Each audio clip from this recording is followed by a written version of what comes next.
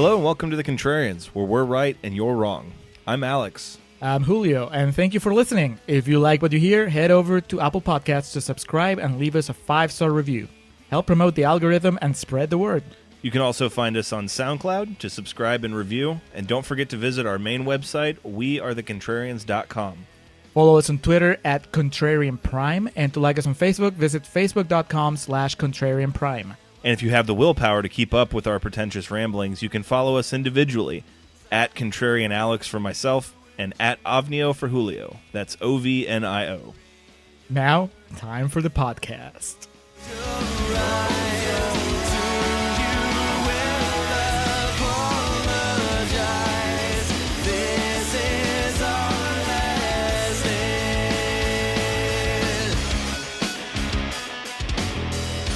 Hello and welcome back to the Contrarians, and if you feel a slight sting, that's just pride fucking with you.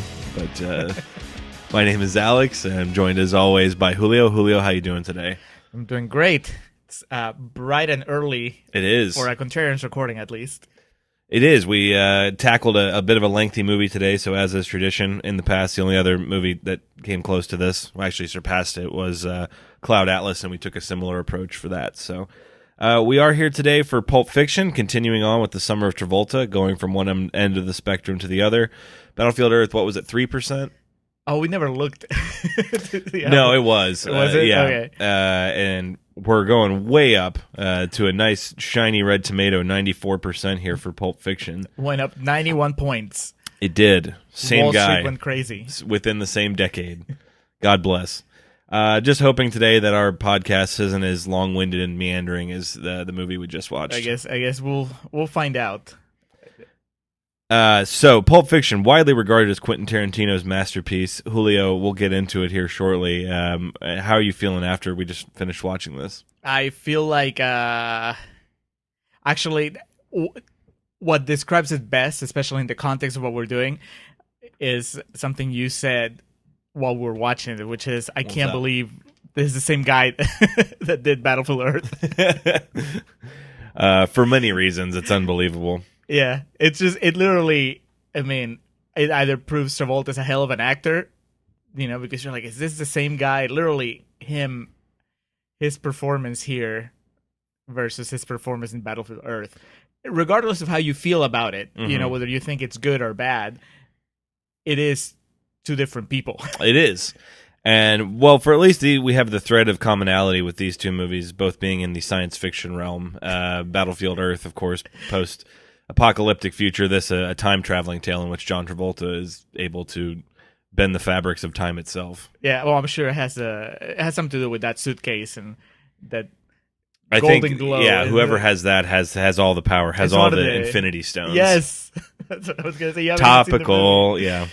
But I got that. So before we launch into this here, because there's quite a bit to tackle, my notes read more like a roadmap than an analysis of a film. Basically, just highs and lows, because this thing takes us all around. Is it just like just a roadmap full of pop culture references? Mm-hmm. Just things that back in the 90s were new, and now they've become commonplace. Were Marilyn Monroe and Mamie Van Doren the same person? We will try to find out today. But Julio, again, 94%, that means a hell of a lot of people liked it. What do the critics say about this? Yes. So, got a few positive red tomatoes here. Starting with Jamie Bernard from the New York Daily News, who says, it resurrects John Travolta from Look Who's Talking Hell. It makes Bruce Willis into a serious actor, and it honors the power and fancy of intelligent dialogue, written by the director himself. What? When are we considering Look Who's Talking Hell? Come on. And Bruce Willis wasn't that too, right? Isn't he he was the baby. Yeah. The boy. So he came out of that hell as well. Mm-hmm. Carrie Rickey from the Philadelphia Inquirer says, whether you call it razzmatazz, pizzazz, or zizzle, Pulp Fiction's got it. Enough style for a dozen movies, and truth be told, enough story for 5. Enough buzzwords for one review also. Carrie was in Tarantino's pocket. Speaking of pocket, James Mottram from Total Film simply asks, now where did we put our gold watch? What? Okay. And that's a positive review? That's a positive review. Phil Villarreal from the Arizona Daily Star says, in most cases, the 3-act A to B to C film formula works just fine, but the letter Q makes the other letters obsolete. For Quentin? For Quentin? Okay. For Quarantino? John G. Puccio from Movie Metropolis says, it isn't often a movie comes along that helps change a whole generation of succeeding films. Movie Line, no critic name there, says, only Tarantino would have bothered to rescue the former Vinnie Barbarino from the sewers of talking dog movies, but he got repaid handsomely for his troubles. Who is Vinnie Barbarino? Like, which character? Is that his character in Look Who's Talking? I guess. I don't know. It's been quite a while since I've seen. We will find out. Look Who's Talking 2 is part of the docket this summer. And finally, Chris Hicks from Deseret News, Salt Lake City, closes up with an enigmatic, I'll take Tarantino over Oliver Stone any day. Okay. I don't know if we're asking you to make that choice, but that's fine. Glad we know. That's like last episode, the people that couldn't stop bringing Star Trek into the conversation about Battlefield Earth. Yes. Just say, like, why would you bring Oliver Stone into this? The poor man's Klingons. Yeah, just leave him at home. Tarantino is the poor man's Oliver Stone. Well, I guess Natural Born Killers would be the connection, maybe? Well, I guess depending, since Tarantino originally wrote that screenplay. It's still uncalled for. And Oliver then he Stone walked out in the opening credits because it wasn't what he thought it should be. Anyway, I guess we're into Contrarians Corner, the section of the podcast where we will rage against the machine, as you said. We argue against Rotten Tomato and their high standings or low standings. Regardless of our actual opinions. Yeah, we'll get to the real talk in Real Talk a bit later on. Pulp Fiction begins with two robbers. I believe they're bank robbers, but they're going to domesticate their operations a bit more. Pumpkin and Honey Bunny. Honey Bunny being the female. I did not catch her name. It's Amanda Plummer. Okay. And Pumpkin being, of course, Tim Roth, the Abomination himself. The Abomination himself. Yeah. Mr. Orange? Was he Mr. Orange in Reservoir Dogs? The last time I saw Reservoir Dogs was with you, and it's been a few years, so I don't quite remember. He was one of the misters. He was. He was Mr. Turncoat. I do use a gif of him saying, I'm fucking dying here quite often, so. Yeah, we start with Tim Roth doing a TED Talk about burglaries and robberies. Just dropping racial epithets along the way. This will be a theme. Not just of this movie, but Tarantino's filmography in general. His career. Yes. We achieved like racial slur event horizon of it when Tarantino himself comes on the screen just to within 30 seconds of being on screen, about 7 N-bombs have been dropped. They're discussing basically how they can domesticate their operations and no longer worry about robbing banks, but just robbing diners, much like the one that they're in. Yeah, because there's more wallets. The plan being stealing all the wallets from all the patrons and robbing the cash register. This goes on for way too long. It does, much like many of the dialogue scenes in this film. Just get to the point. After 2.5 hours, that movie easily could have been 90 minutes. Yeah. But the movie begins, they stand up the diner that they're in, and we get a stylish cutaway to the opening title credits. Yes, and then we don't see him again for 2 hours. While Dick Dale plays in the background. Yes, exactly. So you make me sit through this, 5-10 minutes of Tim Roth talking and talking and talking, and then when things are about to get good, you just cut away. Yeah. Just because you leave me hanging for 2 hours. Tarantino wanted to listen to some surfer music, so we all have to suffer because of it. We open in on Jules and Vincent Vega. They are we will talk about this more in Real Talk, but for intents and purposes, I think our main characters, Vincent and Jules. I think, yeah. Vincent, of course, played by the man of the hour, John Travolta, and Jules played by Samuel L. Jackson in what some people consider a career-defining performance. I say those people haven't seen Freedom Land. It's such a bad movie. We open in. They are driving around in Jules' car as Vincent has recently returned from Amsterdam, living in Europe, and we're discussing the differences in their fucking fast food operations there. It's that was Travolta doing a TED Talk about Europe. Exactly. Basically. The Royale with cheese. Then Holland, they use mayonnaise on French fries, etc., etc. Drugs are legal. Yeah. Or they can't search you. The police can't search you. I don't know. What is this? It does not pertain to what their mission at hand is. They're heading over to an apartment of a gentleman named Brad, who stole from their boss. Right, but we don't get to that for another like 10 minutes because they Yes. arrive early, so they just shoot the shit for 10 minutes. And instead of introducing Uma Thurman at this point, we basically get a character profile of her before she's introduced in physical form in the film. Yeah, there's a lot of talking about food massages and TV pilots, and it's just basically the stuff that you should cut out of a movie so you can get to the point. It's just there, laid bare. It's almost like when they were cutting the movie, they picked up the stuff that was on the floor and they made the movie out of that. Yes. All the big set pieces are gone. Things did not make the cutting room floor. They were hoisted from said floor. Yeah. Talking about foot massages, a man getting thrown out of a building because he gave their boss, Marcellus Wallace, you'll hear that name quite often, for the purposes of saving time, we'll just refer to him as Marcellus. You don't want to refer to him as Ving Rhames? Well, I mean, not big enough to... Marcellus, Mr. Wallace, what have you. Ving Rhames, I mean, that's... I feel that would cast a shadow over John Travolta, and that's not what we want to do right now. He is their boss. The gentlemen they go to visit have stolen something from him. Now, based on the conversation that was had about a gentleman that was thrown out of a building for giving Mr. Wallace's wife a foot massage, we can pretty much conclude that he's a testy individual not to be trifled with. Yes. Brad and his band of misfits, though, have portrayed this as they've stolen a briefcase of some sort. Again, get the point. Goes on way too long. Well, yeah, because once they finally go in, we have, a 5-minute talk about what they're having for breakfast and Kahuna burgers. Who eats burgers for breakfast? They don't look like the kind of people that eat burgers for breakfast. No. Terrible casting. Yeah. Ethan Suplee. Put There him you in. go. Yeah, Yeah. I would believe that. No, these guys are fit. Unless that's, they just came back from working out. But again, it's fucking 7:30 in the morning, and they're dressed for the day. What is this shit? I don't know. They're like, one of them, Brad, is sitting on, and like, this sort of, it looks like a school desk. And fucking that apartment, 4 dudes living in that tiny shithole? Come on now. Yeah, but now this is just a very personal preference, but I was grossed out by Samuel Jackson grabbing the burger and eating it, and we get a close-up of him, like, chomping on it, and then he grabs a Sprite, and he drinks it. I don't like watching people Lars eat. Van Trier style, right up in it. Yeah, exactly. It's very just not adorned at all. You get, like, the sound effects pumped to the max. You hear that... Yes. It's gross. I don't need that. I don't like it, and it serves no purpose in the story. No, it does not.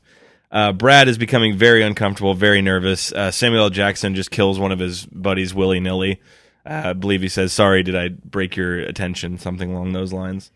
They find the case, though, and this is, I guess, the mystery of the film is what's in the box. The biggest cock tease in the movie that's never really answered, and it really, by the time you get to the end... What if it is Gwyneth Paltrow's head? It could be. It's a prequel. They bronzed This is it. 6, not 7. No, this would be 8. 8. Wait, why? Because it's a sequel. It wouldn't be a prequel. Oh, fuck, you're right. So maybe it's like Kevin Spacey's fingerprints are in there or some shit. Well, it could be her head. Yeah, I mean... Or it's a sidequel. It fucking happens John Travolta's a time simultaneously. traveler in this movie, That's so... right. But yeah, no, I think that it's one of those things where the film is full of inane conversations, just like lots of filler, and it's how do we get your attention, how do we keep you from walking away? Oh, we're going to introduce this mystery of the suitcase and what's in the suitcase, but we're not going to tell you about it ever. There's usually a gunshot or a racial slur that's dropped to kind of get your just attention. to get you back. Yeah. So what becomes also a common theme of the movie is Samuel L. Jackson's basically his catchphrase. If he were a pro wrestler, this would be where the crowd sings along with him. He recites a verse from the Bible, page and cover, and I guess this is supposed to make him a badass. I also maybe relatable to religious people everywhere. He Yes, later in because the movie, the strong Christians are going to go out of their way to watch this movie. That's how you've roped him in. Yes. Did you know? He's a religious man. He's the shepherd. Yeah, he sees the light. He does eventually. So they take care of Brad. They get their case, is what is implied. And then, again, we have John Travolta has the case, so I guess that means he's capable of time travel at this point. As we go just right into the future, and he. This is where Ving Rhames comes into play, and Bruce Willis is there, and then John Travolta I'm lost at this point. Yeah, here's the thing: we don't know that's Ving Rhames. This is a black man's head, like shot from the back. I know Ving Rhames' voice when I hear it. Oh well, it could be a voiceover. It could be, yeah. It could be like Street Fighter, where they put a body double for Raul Julia and just dubbed his lines over it. Like Star Wars. I mean, that's not James Earl Jones as Vader. It's just his voice. That's correct. So I guess he was too busy to do the voiceover on this one. That's right. So Ving Rhames doing the voice for some random black dude with a Band-Aid. It was Alfred Hitchcock under all that. But yeah, he's again, that Band-Aid on the back of his head, not explained. Did he cut himself shaving? What the fuck happened? Why do you shave the back of your head? If you're a bald man, you take a big razor and shave your head. Haven't you seen Breaking Bad? Walt does that. I never saw him shaving that low. I mean, I don't know. I don't know either. Well, Ving Rhames gets low, trust me. He was. Also, why isn't like Uma Thurman shaving his head? Is he too bad for that? I don't know. Well, I mean, the main thing is it's a powerful black man humiliating, talking down to a he's just sunning Bruce Willis here. The subtext, Bruce Willis, you would Butch call him, Coolidge. Yeah, in the 90s, a faded action star from the 80s, and he gets owned by this new generation of action. This is like someone like the critics talking down to him about his career. Yeah, that's Tarantino. If you feel a slight stinging while making Armageddon, that's just pride fucking with you.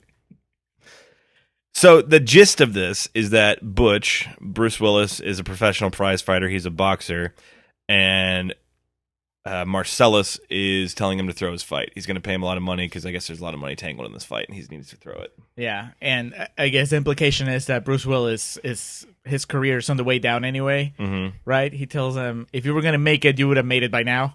So you're too old, and you're the boxing fan here, so I don't know if that's how it works in boxing, Alex. I'm not sure. Logistics of this whole thing. Ving Rhames typically will assist in these things, but not all the time. I have heard of meetings with Manny Pacquiao and Floyd Mayweather and Ving Rhames explaining exactly what you will and won't do out there. And he talks to them just like this. Yeah, exactly. You go down in the third.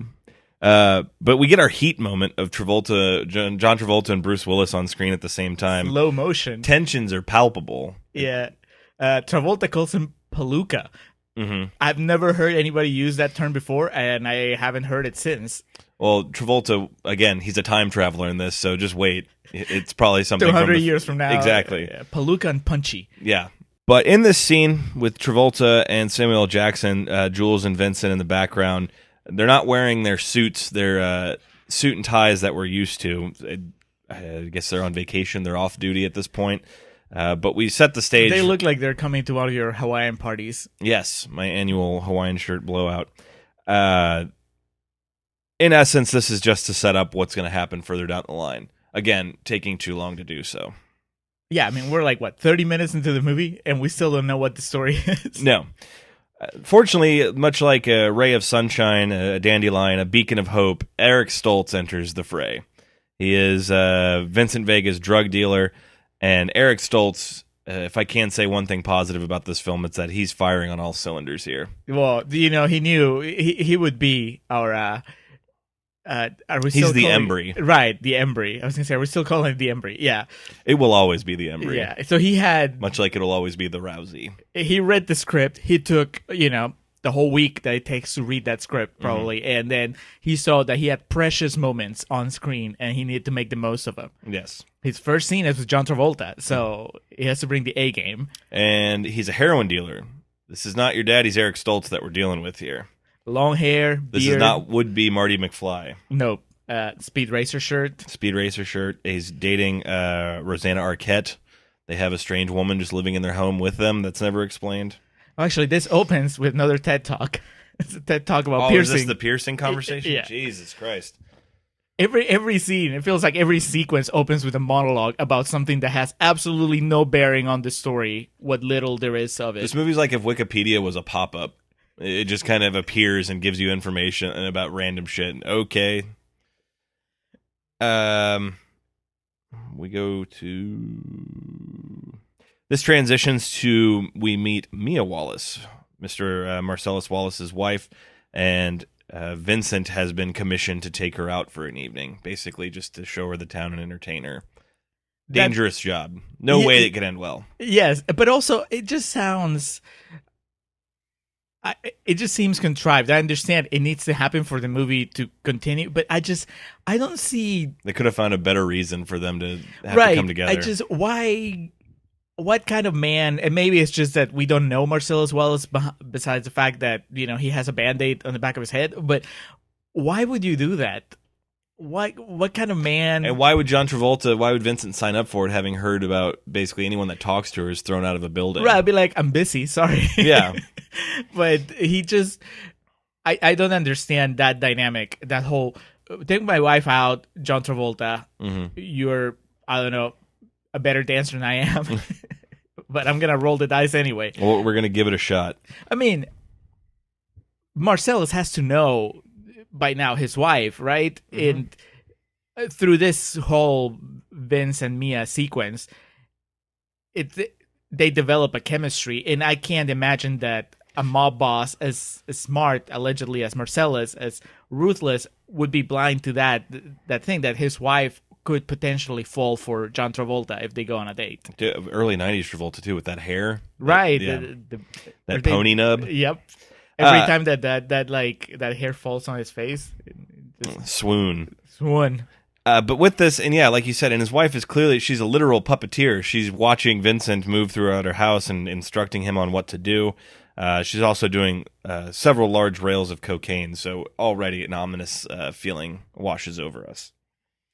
They go to Jackrabbit Slim's, which, again, I've never seen a place like this as detailed, so I have no choice but to believe it's from the future, given that time is not linear in this film. Or the very past, maybe. Possibly. It's a portal to the 50s or whatever. How did you feel? How do you feel about Uma Thurman's dialogue, Mia Wallace's dialogue? Did you get like a tinge of Juno there? Yeah, no one talks like that. No one talks like that. I mean, nobody talks like anybody in a Tarantino movie, but Uma Thurman was dialed up to 11 with what'd she say? I'll be there in 2 shakes of something. A lamb's tail. Who the fuck says that? Juno McGuff says that. There you go. Jackrabbit Slim's, their waiter is Steve Buscemi, and here we wasted.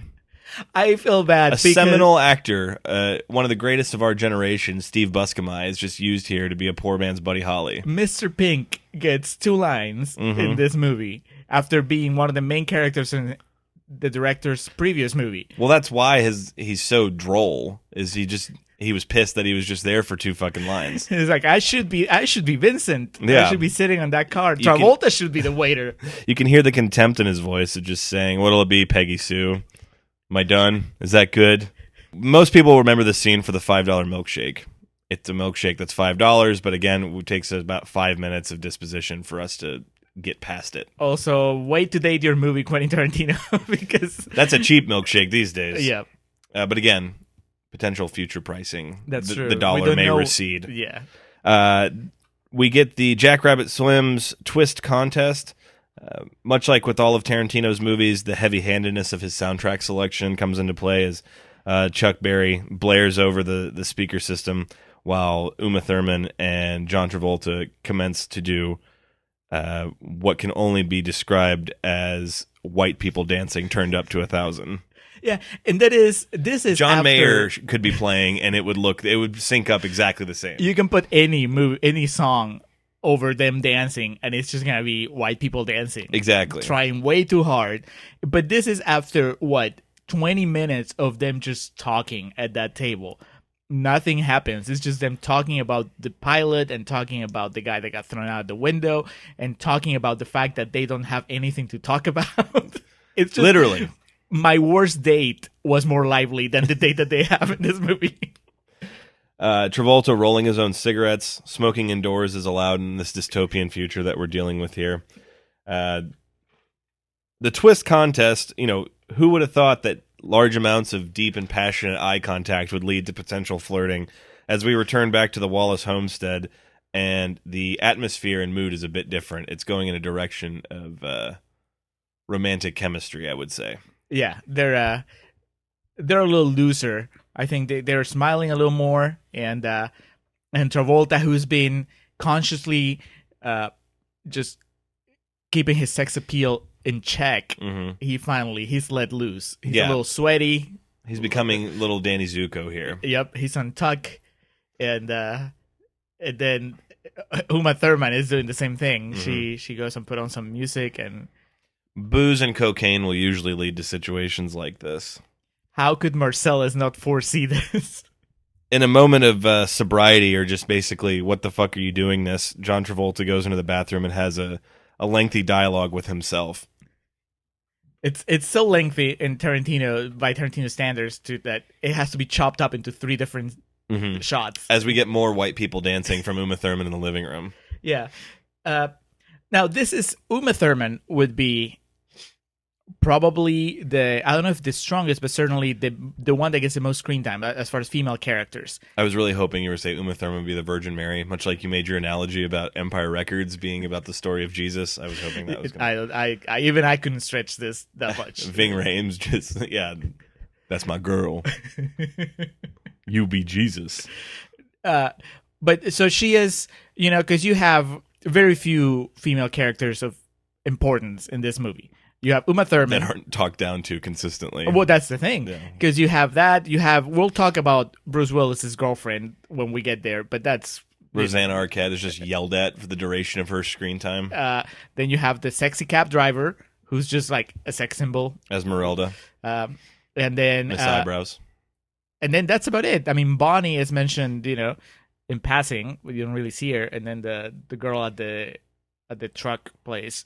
So Uma Thurman really carries... Julia Sweeney? Julia Sweeney, there you go. Uma Thurman carries like the lion's share of the acting as far as like representing women in this movie, right? And she hasn't really been given much up till now, right? She was talking to Travolta on the date. She danced. She danced a little more. And then, literally, she just, when things are about to get interesting, she's basically written out.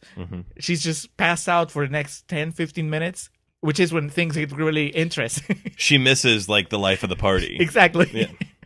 Like my birthday party years ago, I got too drunk early and missed it when everything got fun. Except difference here was I wasn't ODing on heroin. I just had too many shots of vodka. You woke up and you'd been nominated for an Oscar? Apparently. You're like, I don't know how that happened. What? So she finds the bag of heroin in Vincent's coat and assumes that it's cocaine. Always a safe bet just to assume any white powder you find in a stranger's jacket is cocaine. So snorts a line of it, and wouldn't you know it, snorting heroin's not the best idea. How has this not happened before? Well, maybe it has. She's married to a gangster that probably has lots of drugs all over, and if she's so careless about consuming them, how is this not like a daily occurrence? It could be. We don't know. Travolta comes out. Vincent finds Mia worse for wear. She's in pretty rough shape here. Dude, this is almost as gross as seeing Samuel L. Jackson eating that burger. She's foaming at the mouth. Well, you hear the bubbles coming out of her mouth. She's bleeding from her nose, foaming at the mouth. A lot of old Yeller throwback here, I feel like. That may have been what Tarantino's going for. I don't know. He's a strange guy. I do know he loves his old film. But Vincent, of course, in a panic, loads her into the car and drives her over to Eric Stoltz's house. And this just causes a large ruckus as he insists, don't bring this dead girl into my house. You're going to have to bite the bullet and go to the hospital. And then Vincent Vega just basically blackmails him into helping him. It's like, if I go down, I'm going to have to tell him I'm going down because you didn't help me. Before he kills me, I'm going to make sure that he kills you too. So take her into the house. This is in the middle of the night, presumably, and they have to find an adrenaline shot to give to her. We do get incredible Travolta here with the... Travolta-isms. He's been kind of hiding it for the whole movie. He's been kind of subdued, but here we get, oh my God, get the shot. It's wonderful. This is what we've been waiting for in the summer of Travolta, and we're getting it early. Yeah, finally. Early by this movie, but really it's been almost an hour of runtime by now. It's also a good point now. We've kind of settled into the movie, and I think that it's clear now that there's not a single redeemable character so far. Maybe you could say at this point in the movie that Bruce Willis would be sympathetic. He's the one guy that's being forced to throw a fight, and he's trying to just stay out of trouble. And Bing Rames talks down to him. Travolta's rude to him. Nobody respects him. So you're thinking, okay, well, maybe this is our hero. And his time will come, and we'll root for him, right? But Travolta almost cheats, with Uma Thurman, or rather, Uma Thurman almost cheats with him, and he's a murderer. It's most likely where it would have been heading if she didn't snort up his heroin. I mean, we saw the writing on the wall, yes, or the mirror, as it were. So these are all reprehensible people, and I was having trouble rooting for them. I was like, I don't care that they're in trouble. You can all go to hell. She can OD, and they can go to prison. And Marcellus can kill you all. You got yourselves into these situations. Just wrap it up. Give me more Bruce Willis. Because, we're over an hour in at this point. Yeah. It very little has happened. I mean, just now, suddenly, things are urgent, and there's a problem. But before that, the biggest conflict was, will Travolta like his steak? The biggest question burning throughout the film was, what they call a Whopper in Europe. Jesus. Speaking of someone to root for, well, let's just cat out of the bag. She lives. They give her the adrenaline shot. She's okay. Has a real catty Juno type line when she comes to life as well. They say, if you're okay, say something. She says something. I was expecting her to say, honest to blog, I'm okay. And with that, we see Eric Stoltz out of the movie. Yes. Left too soon. Too soon. And also, I guess we see Uma Thurman out of the movie for all intents and purposes. She does have one line, but it's a throwaway one, and she's just a background character in one of our upcoming scenes. But speaking of someone to root for, enter Christopher Walken, his lone scene of the film, acting with a capital A. Dude, I love Christopher Walken, but something this movie just taught me is that a little Walken goes a long way, and it's uninterrupted. Yes. For, who knows how long. I stopped counting the minutes because I zoned out on his voice. The stopwatch broke. Yeah. But he tells the story of the Gold Watch, and it starts very, I would say, moving and respectful toward our troops, and it becomes a butt joke by the end. Yep. It's a joke about traveling around with a big uncomfortable object up your backside. Played for laughs. An uncomfortable hunk of metal. That's what he calls it. In my ass. Basically, before Christopher Walken was kind of who he is now, where everyone has an impression of him, Tarantino was a bit ahead of the curve on this, of let's just get him to come in and talk about shoving stuff up his ass. It'll be hilarious. And he did. And he liked it, apparently, because several years later, he was in Joe Dirt doing similar things. He found his more shtick. Respectable film, though. We can blame Pulp Fiction for giving Christopher Walken his shtick. Getting comedy Christopher Walken. Yeah. This leads into, I believe, the present. What we've talked about so far, we're in the future, some in the past. I believe for the purpose of this movie, if I've followed it correctly, the present is Butch's fight. The present is Butch Coolidge and Marcellus Wallace's duel to the death. But this is what you said. This is where you're robbed of your ability to root for Bruce Willis. Oh, yeah. Kills a man in cold blood. He kills, if I read between the lines correctly, he kills Floyd Mayweather.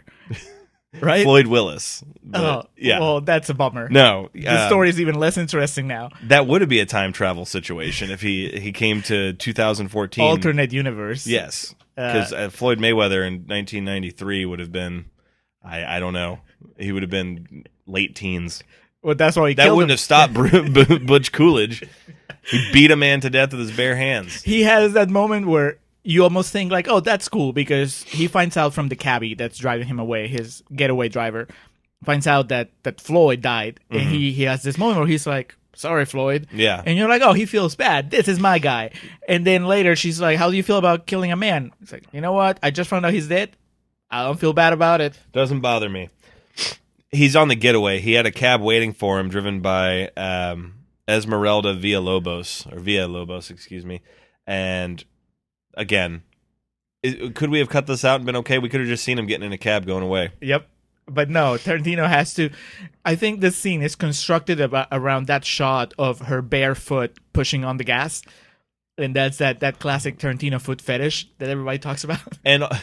And also, Bruce Willis is undressing in the back seat, and so we have an implied nude Bruce Willis smoking a cigarette, and I think that probably did something for Tarantino as well. Much like a lot of America. I mean, Bruce Willis is a handsome man. I mean, yeah, if for some reason Travolta, sweaty dancing Travolta didn't do it for you, and if OD foaming at the mouth, Uma Thurman didn't do it for you, well, maybe beat up Bruce Willis undressing in the back of a cab. Maybe that's the ticket. That'll get your rocks off.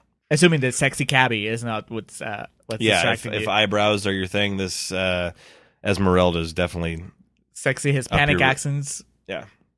She. I wish we had more of her though. She seems to be actually interested in the motives and principles of our characters. She was going to kill someone. Yes. I think that she was on her way to killing someone after that conversation. She gets Butch to his hideaway with his, what is this, girlfriend, wife, fiance? Daughter?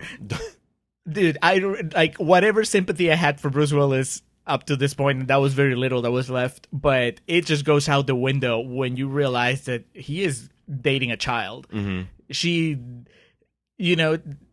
I know there's guys that are into like the girls that talk like babies and whatever, but this is just creepy. I mean, they're in a life or death situation, and she's talking about potbellies and pancakes, and Willis is just kind of like undressing her at the same time.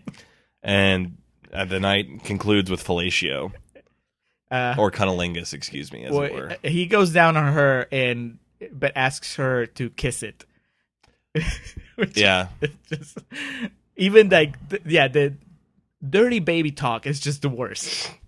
Hero no more. Very off-putting. Yeah, within a matter of about 10 minutes, they've destroyed our will to root for Bruce Willis. Yeah, no, I'm sorry.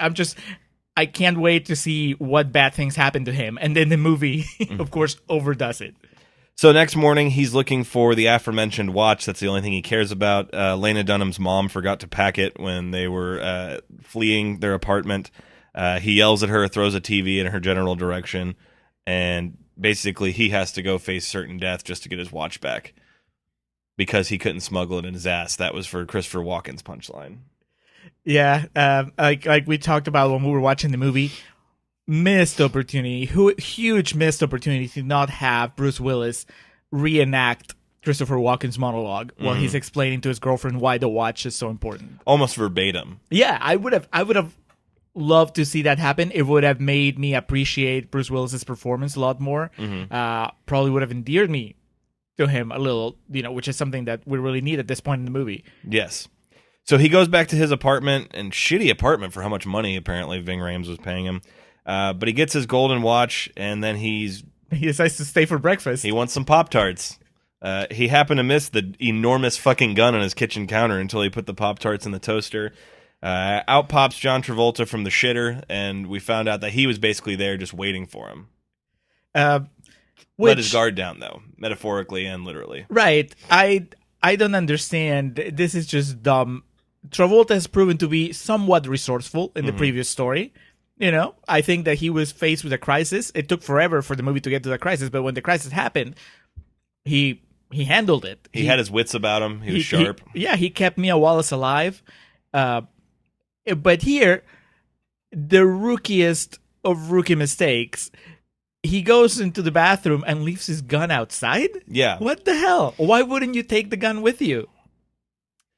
Fortunately for him, he's able to regenerate. But he is shot and killed in this scene. Bruce Willis loses one life in this one. He does. Well, my understanding, when we go from here, it's kind of like a source code situation where he's able to enact a certain scenario with different outcomes. But, okay. Yeah. So, I thought that maybe his save point was like way back in the diner, so he regenerates in the diner. No, much like source code, I feel he chose his own destiny in the end, so it's kind of open to interpretation from there. But I do believe here he's sent back, his brain is able to replay the situation from earlier in the day, I believe, when they came across Brad and his band of misfits. But this body is done. This vessel has concluded. Yeah, and he's it's pretty bad. Like his He's done that thing where he died with his eyes open. Oh, it's brutal. Yeah. But he was shot and then fell into the glass shower, the shower wall. And so he's all sorts of dead, shot and stabbed up. And does Bruce grab his Pop-Tarts to go? I don't know. I know he wipes the gun. Yes. He's mindful enough to do that, but not to close Travolta's eyes. He wipes his fingerprints off a gun that's in his apartment. It's not a situation where he shot him in the park or some shit and it could be open to investigation. He takes off. He definitely has an air of moxie and confidence about him at this point. I've killed 2 men in 1 day. Hell yeah. And he pulls up to a red light, and this is where things just get all sorts of off the rails. This is where I feel like this is where Tarantino just kind of took a break and somebody else came in and just started writing their own fan fiction about what would happen in the real script of Pulp Fiction, because there's first off, the huge unimaginable coincidence of him stopping at a red light at the same time that Marcellus Wallace, the man that hates him more than anybody else in the world right now, would be crossing the street. So what are the odds of that? That is insane. And not even in Grand Theft Auto is this an occurrence too often. Right. Not even a video game would have like that kind of thing where it would play that way. They would say that's unrealistic. Yeah. Well, the thing is, I try to give the movie some slack. I thought that maybe he was there with Travolta and he was getting breakfast for Travolta.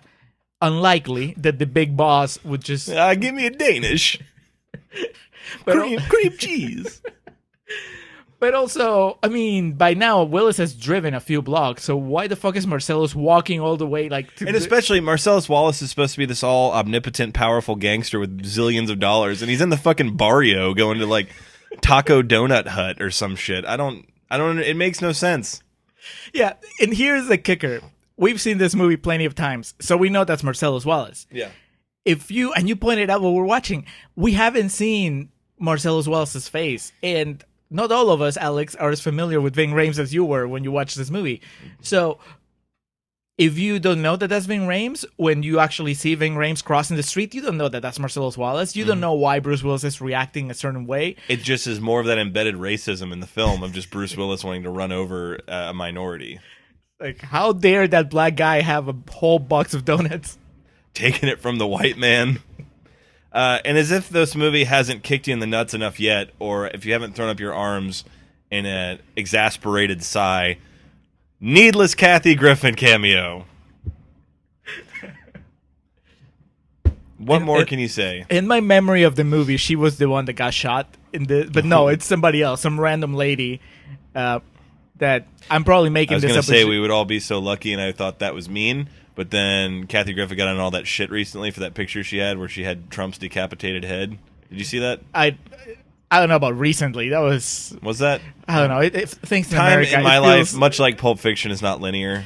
Yeah, it feels like there's been 20 other scandals since Kathy Griffin. We've vented our political opinions plenty on this, but I remember seeing that and I thought it was a bit much because, like, it was insanely detailed and grotesque. I think the reason it feels like it's been longer, or maybe has been, is just because I've heard it brought up so much that but see, Kathy Griffin did this. I was like, yeah, that sucked too. Yeah. And also, don't use her to represent a lot of people. I mean, she's Kathy Griffin. I'll just say, you know what? She was in Pulp Fiction as well. She was. Case closed. But yeah, she doesn't get shot. Some other lady in white shorts gets shot. And she looked like the lady that gets shot in Reservoir Dogs, but that could be just me tying all the movies together because that's what Tarantino likes to do. So, Ving Rhames is very disoriented, firing his gun in a haphazard manner at Bruce Willis, who's running away. Both these guys are really fucked up, bloody, hurt. When Bruce Willis tucks into a pawn shop, grabs a bottle off the counter, and starts beating the shit out of Ving Rhames when he comes in. Goes to shoot him in the face. I did appreciate Ving Rhames here, Marcellus Wallace, going down swinging. He's just on death's door, getting the shit pummeled out of him. I'm going to kill you. And Bruce goes to shoot him. I mean, let's backtrack about 30 seconds. We should have known we were in trouble when we came in that pawn shop and there was a Confederate flag hanging up. No good's coming. And no good does come of this. Speaking of Trump. Jesus. So the owner of this pawn shop holds them at gunpoint. Who is this guy, by the way? I don't know. I mean, he's hanging out with the all-stars here. Robert Chong, Tommy Chong's less-known white brother. Because he's about to be in a sort of, I don't know if I should call it an orgy, but... I was going to say, I don't think you have too many A-listers that were chomping at the bit for this role. Well, the guy from The Mask. The bad guy from The Mask, Dorian, who did this and The Mask. I mean... It was writing... It was writing high from The Mask. No, he did The Mask after this. Oh, after this? Yeah. Right? Yeah, The Mask was mid-90s. Was it? I don't know, but I know Cameron Diaz was hot as fuck in that movie. I want to say they're both the same year, and maybe, I don't know. See... He was instead of The Mask, and he's like, I just got cast in this Pulp Fiction. Dorian in The Mask is punished by someone puts a golf tee in his mouth and then hits a ball off it and hurts his mouth really bad. That's good family fun. What he does to Ving Rhames here is unforgivable. We're talking about how we've been following pretty unlikable, reprehensible characters, and it's almost like they recognized Tarantino. 75% into shooting, they realized, oh, wait, we don't have anyone you can root for in this movie. It's like, okay, we're too deep into it for a major rewrite, so instead what we do is, how do you make them sympathize? How do you make someone sympathize with these murderers, drug dealers, what have you? It's like, oh, well, let's put them against redneck rapists. And by default, they're going to look like the good guys. I mean, you cannot... The power of that combination. It's just, I was on the edge of my seat again, and I've seen the movie plenty of times. So these guys choose Marcellus first. They begin doing their whatever with him. Bruce wriggles free from his confines. How can you, you completely skip the gimp? That wasn't on accident. I have this pet theory that Tarantino's inside the gimp suit. You know that was Anthony Hopkins in there. He really slimmed down for that, the slim 90s. I don't want to go back to pointing out how little it makes sense, like anything that happens in this movie, but why would they leave the gimp guarding Bruce Willis when the gimp clearly has... He's literally chained up. Right. So in the event Bruce Willis gets away, he can't even chase after him. And that's exactly what happens. Bruce Willis breaks free, and the best the gimp can do is moan and try to... He can't even scream because he has a zipper where his mouth should be. So they didn't think this plan through. No. Much like Tarantino did not think this movie through. So Butch escapes.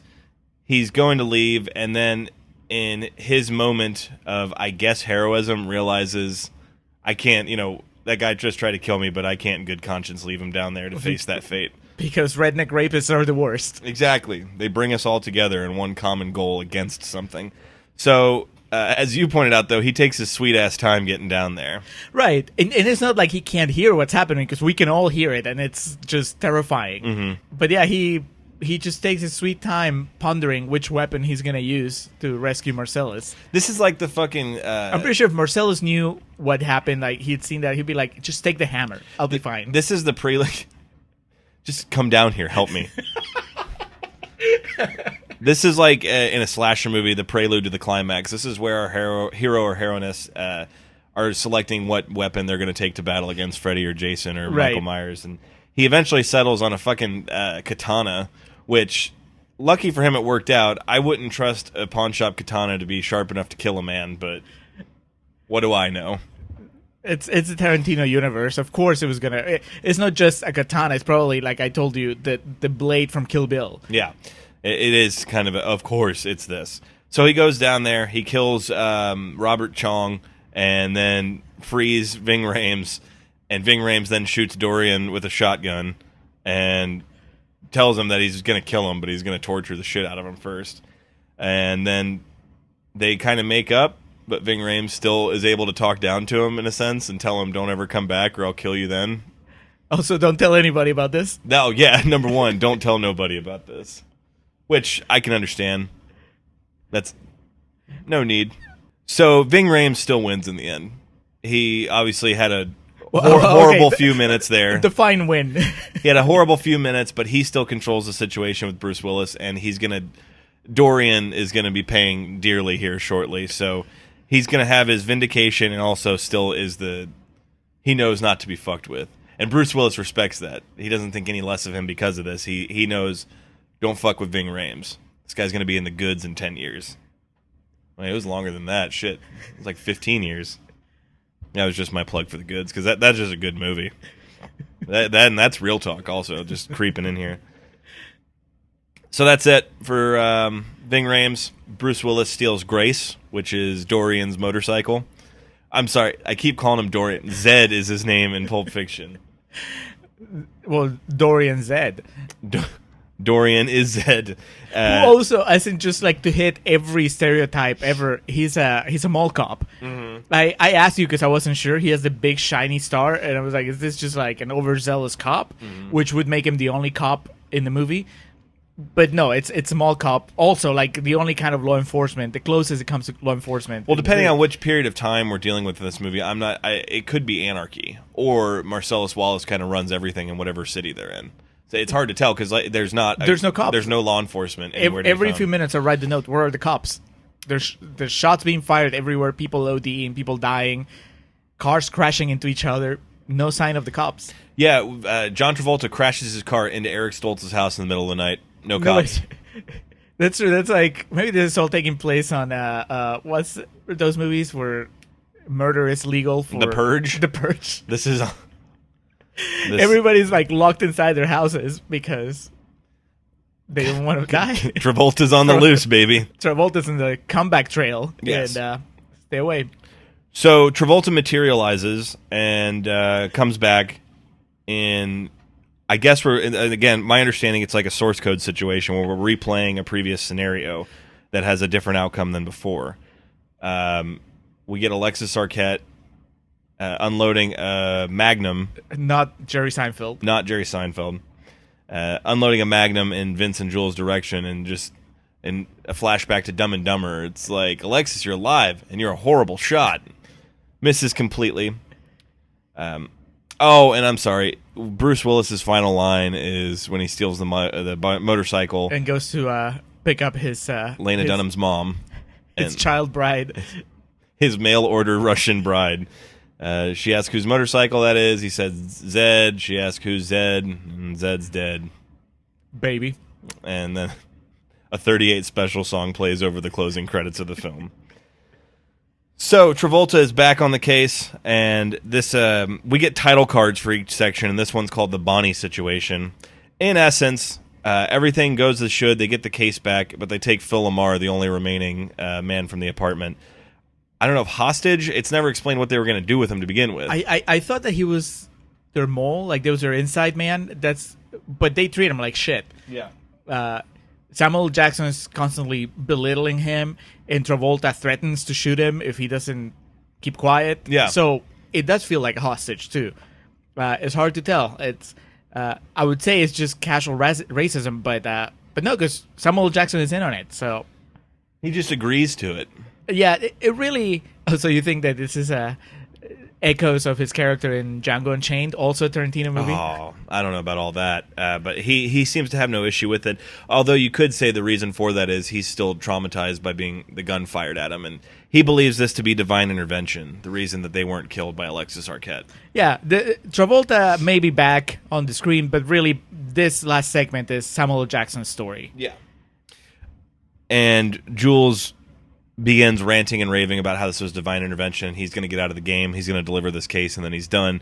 Travolta, even in his new materialized form, still is committing these rookie mistakes. He just is handling a gun and turns around in the back seat and just points it at Phil Lamar. Finger on the trigger, all that. Phil Lamar is posing no threat at this point, other than being on Mad TV a few years from there, which we could have avoided that altogether. And then he shoots Marvin in the face. Oh my God! I shot Marvin. Marvin in the face. Get the shot. Again, I mean, at this point, you would think we're like past the 2-hour mark in this movie. You would think we'd be used to just the nonsense that happens to kind of propel the story.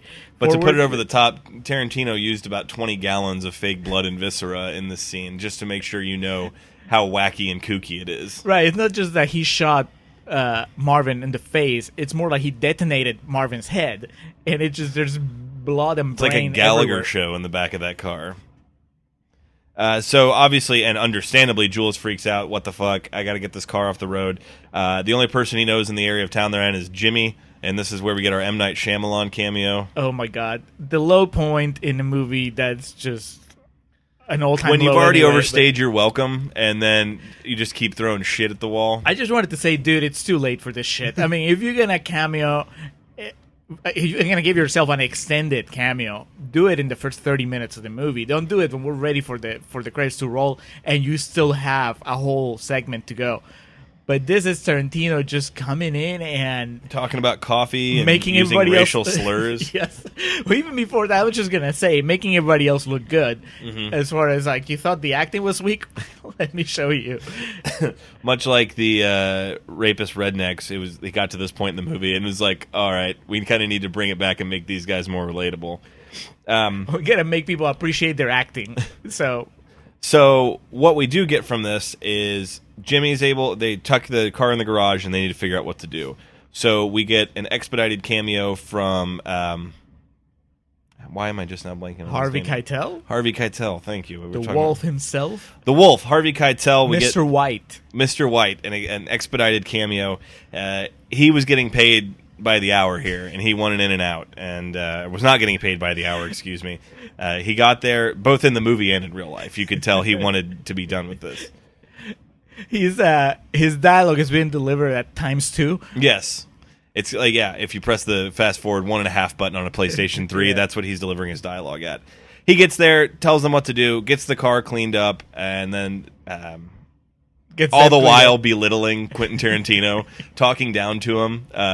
Really reminiscent of, in my mind, Gene Hackman speaking to Wes Anderson on the set of, what is that movie? Royal Tenenbaums. Yep. And we're in and out. Do you have any notes here about Harvey Keitel's cameo?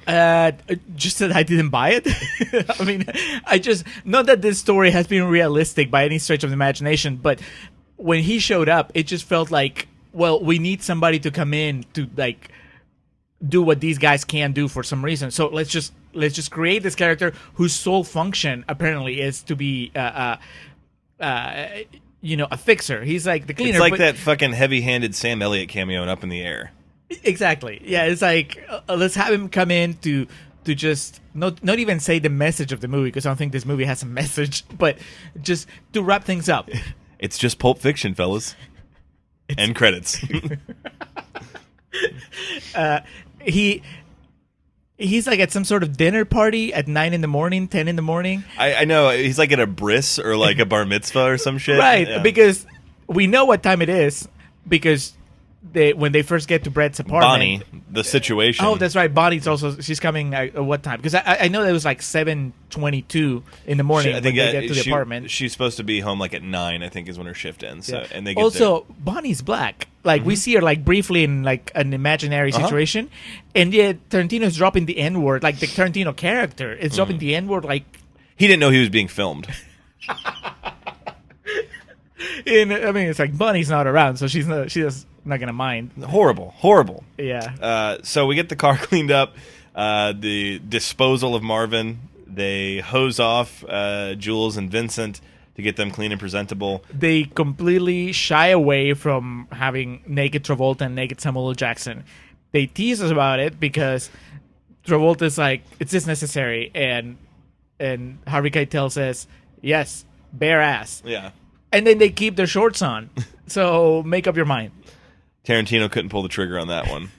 That $8 million budget, they were stretching it thin by that point. Travolta's like, "I may be box office poison, but I'm not doing this." Before we get the actual disposal of the car, the wolf has a body shop in his back pocket. We get this horrifying shot of Marvin's body in the trunk of the car. It's not even drawn attention to. They're just shutting the trunk and... But also, I was surprised to see that there was that much of his head left. because the way it exploded, he would be unrecognizable. I would think that it would just be... Or they should have committed to it and done like Friday the 13th Part 2, where it's like just a styrofoam head that's painted and with the red freckles on it. And then apparently Quentin Tarantino had just heard about Saturday Night Live from 1990 and wanted a Julia Sweeney cameo in his movie. And he was like, oh my God, have you guys seen the skit? It's Pat. We're going to have that girl in the movie. She repeats the Uma Thurman joke from earlier, where Harvey Keitel tells her, okay, well now say good night, Julia Sweeney. Good night, Julia Sweeney. And she's like, good night, Julia Sweeney. It's like, really? Twice in one movie. Tarantino forgot he forgot, which leads us to our next scene, where we go to, again, Travolta has been sent back in time to right the wrongs, to prohibit this scenario in which the abomination kills all these innocent people. And so that would make sense why the line isn't delivered the same. What we're referring to here is the pumpkin character, Amanda... No, Amanda's Honey Bunny. Amanda Plummer is Honey Bunny. Excuse me. Right. Pumpkin is the abomination. Honey Bunny, at the beginning of the movie, says, if any of you fucking pigs move, I'll execute every motherfucking last one of you. Iconic quote from Pulp Fiction. It's on the soundtrack. It is. Here she says, if any of you fucking pigs move, I'll execute all of you motherfuckers. Right. It's different. It's jarring. It's time travel. It's a different scenario here. That's you giving Tarantino a lot of credit. There's a glitch in the Matrix. It's the black cat. It is.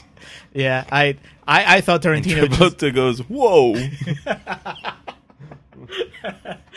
I thought Tarantino just didn't catch it. If he can't catch, also possible. If he can't catch Julia Sweeney repeating the joke from Uma Thurman, then anything goes. But still, at this point, I was having to basically structure my own film because I couldn't understand the timetable of this. I think when you spend so much time writing about, TV pilots and food massages and like all this other nonsense, irrelevant bullshit that they talk about, you forget about the important stuff, like continuity. Exactly. Does this line match? Yes. Has this line been said before? Does this movie make sense? Is this movie about anything? Where is Ice-T dressed up like a giant dog? We've been waiting for days to get him on set. So, in this scene, it's either this scenario is played back in the basically time traveling, or somehow we're connected to the beginning of the film all over again. It's a 12 Monkeys situation we've got here. And Honey Bunny and Pumpkin hold the diner hostage. They're going to begin collecting wallets when Jules obviously ain't having none of that because he tries to steal the briefcase from him. And Travolta conveniently is in the bathroom. Yes. Somehow this time he remembered to take his gun with him. Yeah. He didn't just leave it on the He learned that in his table. previous life before he materialized again. Yeah. And this is also on the heels of them... we're making this movie sound like it moves at a faster clip than it actually does, because we get a lengthy conversation about bacon and animals and miracles between Travolta and Samuel L. Jackson, and it goes on for a while. And an incredible move that I would probably pull if I was defeated in an argument, when Travolta doesn't have a counterpoint, he just says, I'm going to go take a shit. So listeners, if you're ever in a struggling situation of a debate, use that as a pause to go and collect your thoughts. It'll work on Twitter too. Yes, very much so. So long dialogue exchange between Tim Roth and Samuel L. Jackson, the gist of which being, take my money, you're learning a lesson from this, give me my wallet, and I can't give you my briefcase. Meanwhile, there's guns being pointed all around. You would think it would all get a lot more exciting once the guns are out. But no. Yeah. It's still more talking. More quoting of the Bible. And then he reads back his passage of the Bible he likes to quote, and then he kind of just interprets it. He's thinking out loud what the interpretation can mean to Tim Roth, and Tim Roth's like, you've got a gun pointed at my face. Can we try to calm this shit down? Travolta comes out at some point and points the gun at Honey Bunny, and just a bunch of confusion. In a moment of comedic brilliance, the diner owner, who's trying to calm everyone down, what does he say? Like, quit causing trouble or something like that? You're gonna get us all killed. Yeah, stop causing trouble. That was actually Alfred Tarantino, Quentin's dad. He used him for that performance. I don't think this teaches Tim Roth any sort of lesson. He looks bored by the end of it. Not just bored, but he walks away loaded. Yeah. And we're supposed to celebrate Sam Jackson as this hero that, oh, he's so cool. He didn't kill him, and he gave him money. Yeah, but he also gave him everybody else's money. Mm-hmm. I would be so pissed if I was one of the patrons at that diner. Absolutely. He had him at gunpoint. He could have just, you want to be a real hero, make him return everybody else's money, and then you can give him the $1,500 in your wallet. Yeah. But of course not, because these are terrible people. They don't care about anyone but themselves. Exactly, and the movie is all about celebrating them. So they get their hero shot where they tuck their gigantic guns into their pants, and then they just let their loops run, and the movie ends with me wondering what if they're just stuck to forever repeat that scenario. Where in time, right? What's going to happen next? Will Travolta be caught with his gun in the bathroom this time? Mm-hmm. Right? Do you think he gets to shoot Bruce Willis? Will Bruce Willis stop for breakfast? Here's the thing. If Bruce Willis had gone in and out, if he hadn't stopped for the Pop-Tarts, Travolta wouldn't have come out of the bathroom. That's correct. So they never would have crossed paths. Mm-hmm. So I think this time around, Willis's desire for pastries may not be as strong. We'll never know. But here's the thing. See, it's like, have you seen the Benjamin Button, The Curious Case of Benjamin Button? Of course I have. Okay, that masterpiece in modern cinema. There's that sequence that explains how Kate Blanchett's character gets hit by the car, and it's like a succession of little things that everything, if this had happened differently, then this wouldn't have happened, but because this happened, and this happened. And so if Bruce Willis doesn't stop for the pastries, he gets out of there sooner, so he doesn't hit that red light, which means that he doesn't see Marcellus. His desire for Pop-Tarts set off a peristaltic chain reaction that led to Ving Rhames being raped. Exactly. So really, Pop-Tarts are to blame. If he had stopped and he had had breakfast with his girlfriend, as she requested, right, he hadn't fallen asleep after the shower, we'd be in a different world. John Travolta would still be walking among us. He wouldn't have done Battlefield Earth. Well, I don't know if we could have ever stopped that disaster from happening. That was happening no matter what. All right, we ready for real talk? Yes, let's do real talk. Like we did in the last episode, with the live stream for The Cure 2.0 is happening on the 18th. This episode comes out on the 15th. So we'll give them one more shout out with their clip. And if you don't like cancer, this is a good... Which typically, general rule of thumb, you should not. Yeah, I mean, I would suggest you be against cancer. I would hope. So hopefully the live stream will encourage you to donate for cancer research. Excellent. I'm Nick. And I'm Justin. We are the Epic Film Guys, and we'd like just a moment of your time to talk about an extremely important event coming up this May. Last year, we hosted the live stream for The Cure, a 12-hour live stream fundraiser where we raised $2,500 for the Cancer Research Institute. 86 cents out of every dollar raised goes to research toward finding a cure. And this year, we're aiming to smash that goal, and we need your help to do it.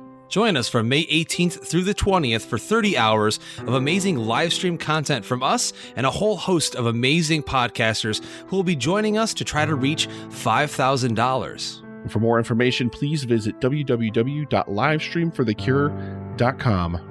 Together, we can make a difference.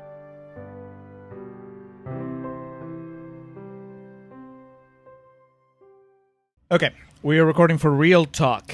All right. We got like over an hour out of that. Well, it is. It's fun to riff movie. on, yeah. But Pulp Fiction premiered at Cannes Film Festival on May 12, 1994. Was released in the United States on October 14th of 1994. Budget of in the ballpark of $8.5 million. Box office return of a little bit over $210 million. So definitely, as we mentioned earlier, this put Tarantino on the map. Reservoir Dogs didn't set the world on fire at the box office. And so this one kind of, I think it had a limited release because of that. There were still some uncertainties about them. But this movie was nominated for many awards. It's despite only winning one Oscar for Best Original Screenplay, it was nominated for Best Actor, Best Picture, Best Director, Best Film Editing, Best Supporting Actor, and Best Supporting Actress. As we were talking about when we were watching the movie, that year was a murderer's row of film. You had Pulp Fiction, Forrest Gump, Shawshank Redemption. Shawshank, Bullets Over Broadway, Ed Wood. It was one of those years. It's kind of hard to think that all of that, like things that are revered so highly, right? And you can't get mad at who ended up winning because they were all really good. Written and directed by Quentin Tarantino, of course. 94% on Rotten Tomatoes. This movie is a masterpiece. Well, not to some people out there. I'm aware there's 6% of the population that disagrees. I got a few green splotches from Rotten Tomatoes. You also got a new phone. No, it's the same phone. Oh, you got a new case. Okay. Yeah, Kelly got me that case. And she also got me that thing to keep you from dropping your phone? No. No? Well, as you crack the screen shows.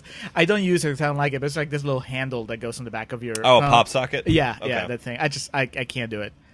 And for Contrarians listeners, Kelly is Julio's fiance. Yes. She gets me stuff. Yeah. All right, so Mark Vincenti from Palo Alto Weekly says, this fictional world, though rendered imaginatively, can't sustain the movie. He should have said, this Pulp Fictional world.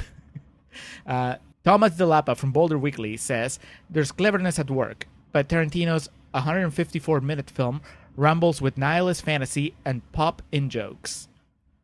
I thought it said poop in-jokes at first. Jesus. Stanley Kaufman from The New Republic says, the way that this picture has been so widely ravened up and drooled over verges on the disgusting. Pulp Fiction nourishes, abets cultural slumming. Too far. Yeah. And finally, Kenneth Turan from the Los Angeles Times says, the result, especially in the scenes involving Bruce Willis as a nervy boxer, can be long patches of dialogue that must have tickled Tarantino, but will not necessarily resonate for anyone else. I can categorically say that is an incorrect take. One of the, I mentioned to Julio while we were watching the movie, easily one of, if not the most copied and parodied film that's been released in my lifetime. As we were going through it, we were watching it, and I just kept recognizing lines of things that people say now. Mm-hmm. So it's just... That is a tasty burger is like part of the American pop culture lexicon. Like that's a common phrase, as is, what they call a Big Mac. And, right. Yeah. Royal with cheese is just... If you've seen the movie, you know it, and if you haven't seen the movie, you probably heard of it anyway. And... it's one of those things like watching, Zed's dead. Oh, shit, I shot Marvin in the face. Yep. I mean, if you want to quote some of Quentin Tarantino's lines, you can. I'm not going to, but... should do it in public. Yeah. Like Jason Lee and Chasing Amy, you should do it in the comfort of your own home. Exactly. Where you won't be judged. So before we go much further, this is Real Talk. This is where we divulge our real take on the film that we roasted or praised. Again, mission statement of the podcast being to just show that art is subjective and you can be nitpicky about anything and just arguing against the Rotten Tomato system. Obviously, Pulp Fiction is not one of the... We will do movies that are very highly rated that Julio and I may think are not good, but I hope I can speak for both of us in saying this is not one of those movies. Oh, it's so much fun to watch. Yeah. Yes. I think I can... well, first, is this your favorite Tarantino? You said that, right? Mm-hmm. Okay, so it's also mine. Even though I like a lot of his movies... I like Jackie Brown. I like Django. Reservoir Dogs Zeit. Inglourious Bastards. Inglourious Bastards is excellent. We've mentioned it before. I'm not a big fan of Death Proof. I think that's the only movie of his that I actually don't think is good. And then Django is good, but I don't think it's as good as all the other Leo's ones. Performance takes it over the top for me. Yeah. And then when he's gone, then the movie keeps going, and that's the problem. Then it sucks. Yeah. Not sucks, but yeah, it's clearly missing something. Right. But yeah, so it's at the same time, it might be the movie of his that says the least, maybe. And I was watching it this time. I was watching it specifically to figure out like if there's any substance beyond the style. And the style is great, and I don't need the substance when you have style that's this great. 2.5 hours fly by when you're watching this movie. Yeah. Because it's just so much fun. Every time that... So well acted and presented. Yeah, where a normal movie would be wrapping things up and kind of like going into autopilot, this movie keeps throwing like funny things at you, like new things, new ways of showing stuff. We're like deep into the the third story when they call Harvey Keitel and he's like, it's a 30-minute drive. I'll be there in 10 minutes. And then he shows up and there's that little subtitle that 9 says... minutes and 34 seconds later. That kind of stuff is, you're not used to seeing that in a third act. By then, you're just kind of like barreling towards the end. But here, he's just taking his time, having fun with it. Now, the criticism I've heard about Pulp Fiction that could be maybe true or at least valid, depending on how you feel about the movie when you're watching it, is that there's no moral center. Mm-hmm.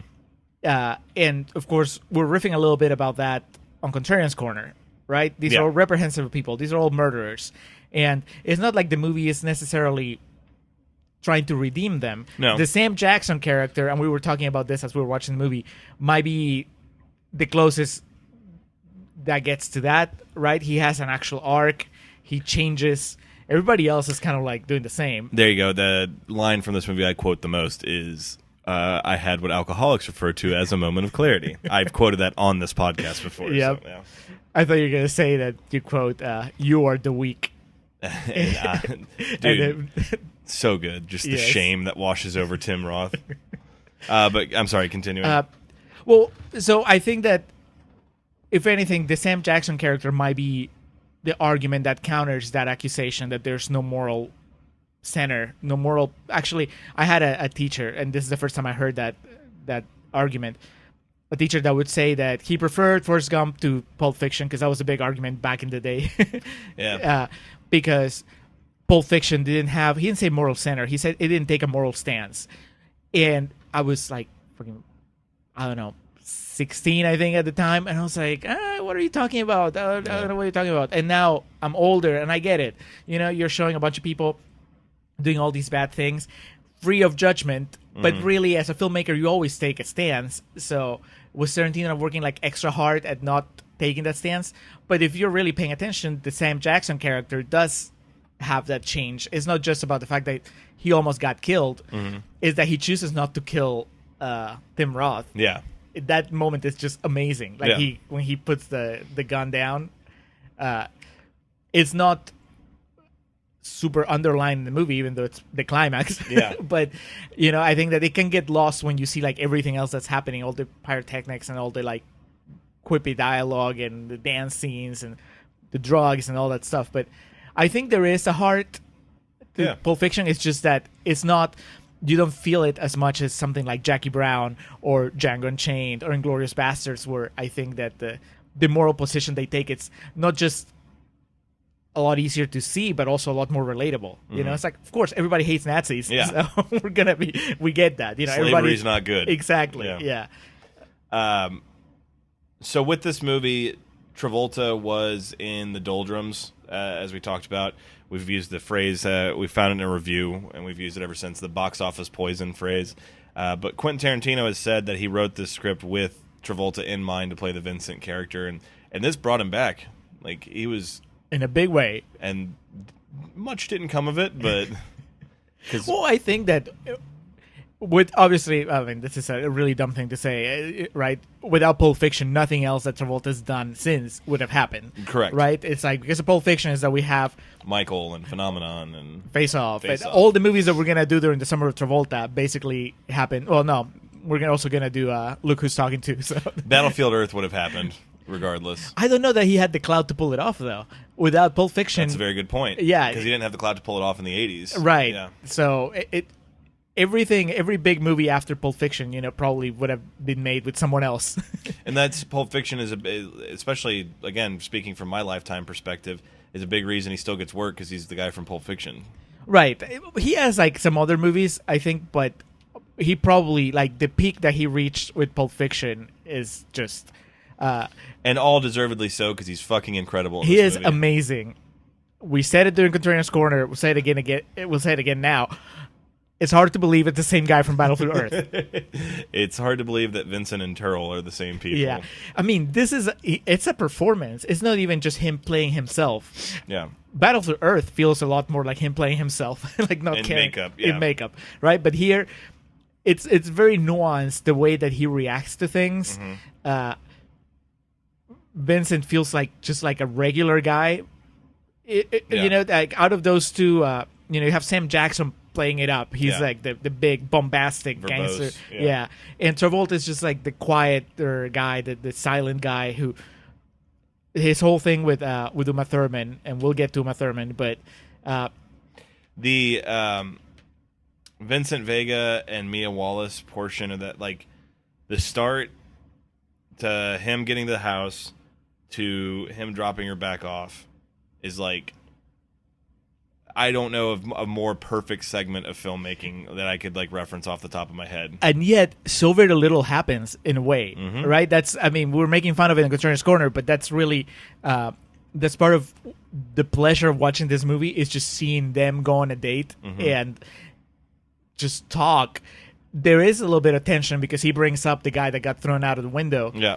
But for the most part, it's these two people that don't know each other just awkwardly navigating this dinner. Yeah. Uh, I love when she wants to dance, he doesn't want to because he knows like the danger that could bring. And I was joking about the white people dancing thing in Contrarians Corner, but as I told Julio we were watching it, this scene of John Travolta dancing is like one of the few times a white man's ever been cool. Like watching him do that, it's just fucking, oh, it's so great.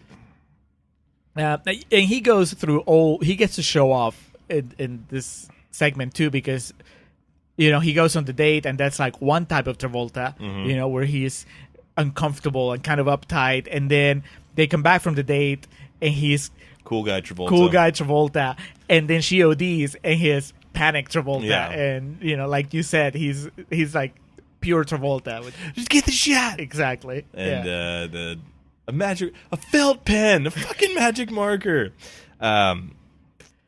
Julio and I, in the duration of our friendship, always reference the scene of Travolta talking him to himself in the mirror. It's just so perfect. Yep. Now, this is a moral test of one's ability. You go home, jerk off. And that's all you're going to do. It's perfect. Uma Thurman is perfect in this also. What I love, you mentioned she, out of the build players, probably has the least amount of screen time. Definitely the least amount of screen time, or the most amount of screen time of any female character. But she's so good that you're kind of left wanting more with her. Right. And she, like we said, you see her a couple times later in the movie. Once this is done, you see her at the beginning of the Bruce Willis story, where she tells John Travolta, I never thanked you for dinner. Yeah. And then you see her in that just silent shot in the background when Marcellus is calling or song on the phone. Yeah. She's tremendous in this. And I was disappointed because, I watched Pulp Fiction after the Oscars had happened, and I watched in this bootleg VHS tape. Excellent. Yeah, and even then, it gripped me, but it was one of those things where it just kept surprising me, and that was, I was not ready for that kind of stuff. Where knowing that Travolta had been nominated for an Oscar, knowing that Uma Thurman had been nominated for an Oscar, right?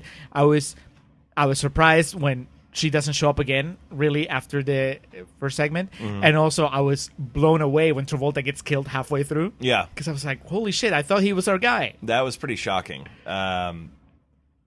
But it's with Travolta being like one of the leads in it. That's the thing of how well the film's made. It's like we don't end on the sad note of Travolta dying, and then we also don't have to get rid of him halfway through the movie. Right. But, yeah, the storytelling.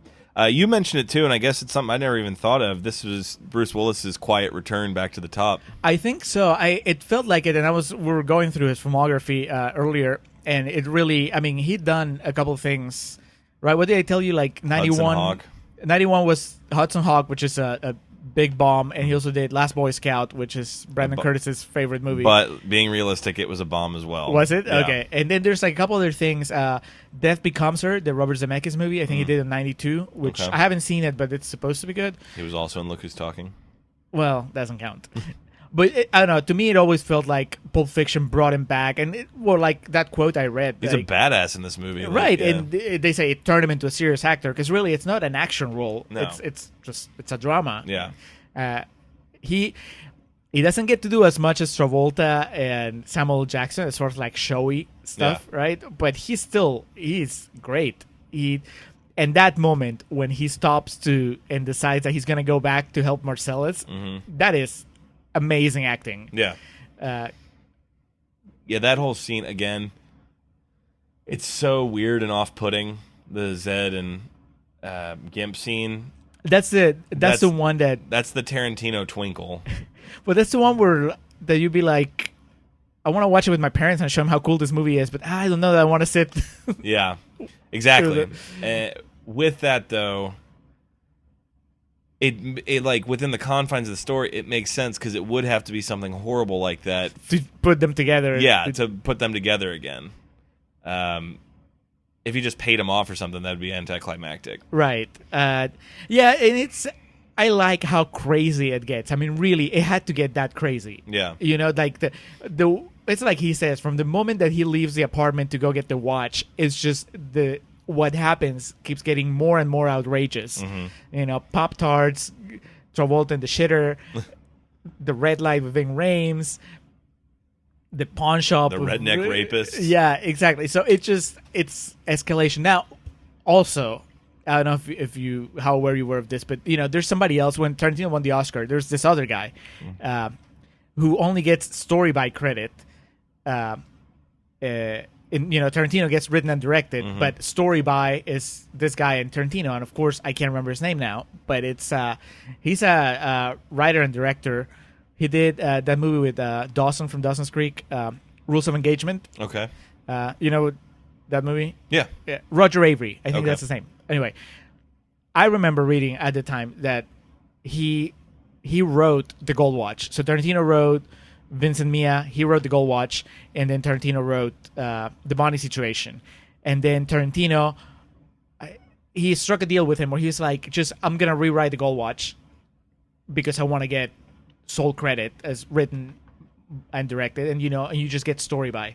And so he did it. And that's why when they won the Oscar, like, they're both up there, but the movie still, it says written and directed by Tarantino. But anyway, so it's kind of funny to think that The Gold Watch is really not, originally, it wasn't a Tarantino thing, he just adapted it. And it really, when you're watching the movie, if you don't know that, it flows just as well. Yeah. At the same time, it's this thing that's set almost on a separate, I don't want to say world, but it's not Vince and Jules and Marcellus. I mean, well, Marcellus is in it, but not Mia. It's Sam Jackson's like the constant, and so like that segment of the film without him on it, it really does feel like you're separated from everything else going on. Yeah. Easily, people recognize this as Sam Jackson's career-defining performance, and rightfully so. He's so fucking good in it. The final scene of him just schooling Tim Roth is just outstanding. It's so good, and it's a shame. Not a shame. I mean, Sam Jackson has a hell of a career, but it almost feels that a lot of it suffers from being in the shadow of his performance in Pulp Fiction. At least to me, I always feel like, it's Sam Jackson trying to be a badass again. Yeah. But really, I guess there's a generation now that knows him as Nick Fury. Yeah, but there's a lot of his movies that he made after this, action movies, where it's almost like his character is a parody of Jules. Right. Yeah. That's how. I mean, again, he's probably swimming in money, so good for him. And it's still, I mean, you took a dig at Freedom Land, but at least Freedom Land, I don't think he's trying to do that. There's this movie where he plays a boxer with, I think Josh Hartnett is it. Do you know what I'm talking about? He's like a homeless boxer. The Last Champion or something like that. Where he plays completely against type. And I always enjoy when I get to see him do that, because it's like, okay, he's definitely not Jules at all. It's not even in that area. Not in that ballpark, as you would say. Even the same fucking sport. Just in general, Tarantino, he puts racial slurs a bit too frequent in his material for me, to the point where it makes you uncomfortable? Yeah, kind of, because he writes all that stuff, so it's like... It probably doesn't get more uncomfortable than when he is on screen saying it. Yes. And, okay, I love the movie, and this doesn't really diminish my appreciation for it, but I really wish he had gotten an actor, like an actual actor, to play the part of Jimmy. Not to do the Shyamalan route. Yeah, it's unnecessary. I don't like it when Shyamalan does it either, but, I don't understand. Well, maybe I do. I wish somebody had told him, hey, you should get an actor. Yeah. Right? Because I don't think he's terrible, but he is surrounded by heavyweights. Yeah. Harvey Keitel, John Travolta, Samuel L. Jackson doing career best work, and he's there, and anyone would stick out like a sore thumb. Exactly. So if he had gotten somebody else, Who is there from Reservoir? Michael Madsen. Could have gotten Michael Madsen. Chris Penn. Yeah, get like an actual like seasoned actor to do it, and then it wouldn't feel so awkward. And then you also get you don't have the guy that wrote the N-word saying the N-word, the white guy that wrote the N-word saying the N-word. Yeah, and then but in the end, like you said, it doesn't diminish an appreciation of the film, and almost like his performance has become like something of legend to parody. Oh yeah, my friend Drew, I mentioned before in this podcast. Well, you met him. He could, I'm sure he still can, recite the entire Jimmy Coffee monologue with the same inflection, the same everything. It is. She gets shit. That's why I go to this. Don't Jimmy me, Jules. I did love the Julius Sweeney cameo at the end. I have no idea what the fuck that was about. But going back to something we referenced in Contrarians Corner, I like that the lines don't match up at the beginning and the end with Honey Bunny. Oh, I told you. To me, it bothers me, but not. It bothers me in the same sense that the Tarantino performance bothers me, as in like, oh, it's something that I wish was different. It bothers me in the sense of I wish I knew if he just missed it or if it was intentional. My money is he. I don't think he missed it. I'm sure he was aware of it, but it's. I guess he decided not to go for another take. Yeah.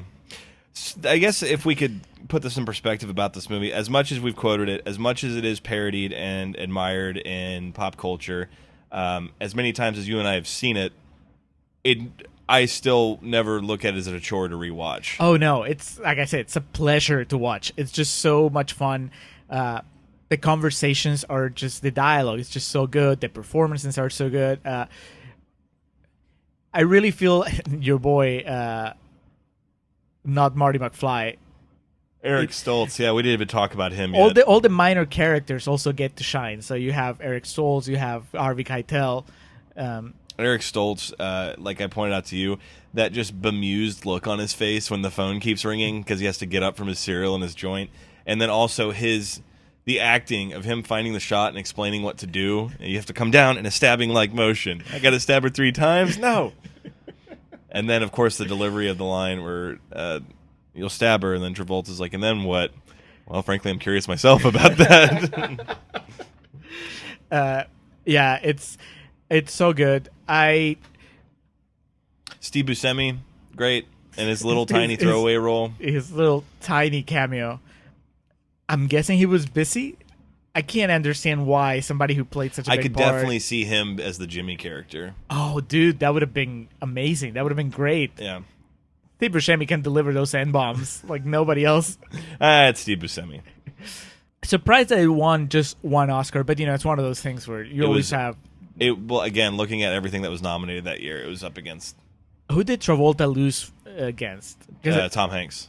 Oh, duh! Of course, yeah. Which Forrest Gump is my favorite movie of all time, so I would have to stand by my man in that situation. Yeah, me too. I mean, I think the real prize for Travolta was a resurgence in his career. He was back. Yeah. I don't know that. Like I said, that he. I mean, it sounds mean to say that he peaked, and this is really going back to the Travolta factor. Mm-hmm. I mean, we've talked about his performance plenty, but I wouldn't say that he peaked in a mean sense. But this is definitely a career high. Yes, I think. And as we revisit his filmography in the coming months, I might again appreciate the what they have to offer. But it also feels like I said with Sam Jackson, where his Jules in Pulp Fiction kind of throws a shadow over everything that came next. It also feels like Travolta's Vincent Vega kind of throws a shadow over the rest of his career. And not in this case, not because he's trying to do Vincent Vega all over again in his following movies, but just because the rest of his movies, all those characters, I guess they don't hit you as hard as Vincent Vega. If I can make an analogy, in my opinion, what you mean by that, or what I'm interpreting kind of that, especially with the Jules situation,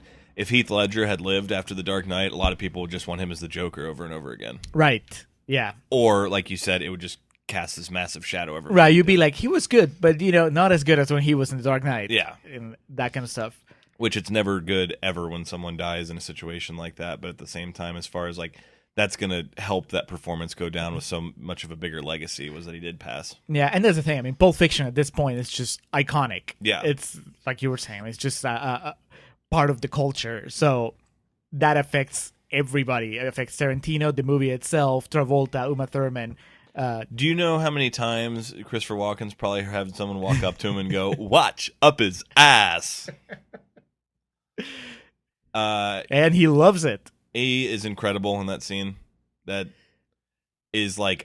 scene's like almost like just a short film. I wish it was an interrupted take of him delivering the monologue, just so that we could say, and it's all in one take, which it could have been. I don't know. I mean, they cut to little Butch, but I don't think it's necessary. But the way we were talking about it when watching it, the way that scene's presented, it's such a powerful and emotional delivery of the information until he gets to the part of up his ass and then starts dropping the... That's the only time I laugh in that movie, when there's like racial slurs dropped, just because...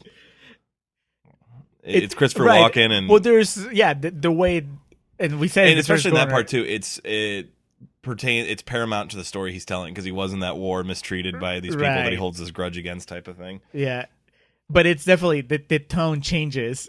Which shows how good his delivery is, because like without the bat of an eyelash, it changes. Without in the time of it takes to shake a lamb's tail twice. Did it remind you of Juno?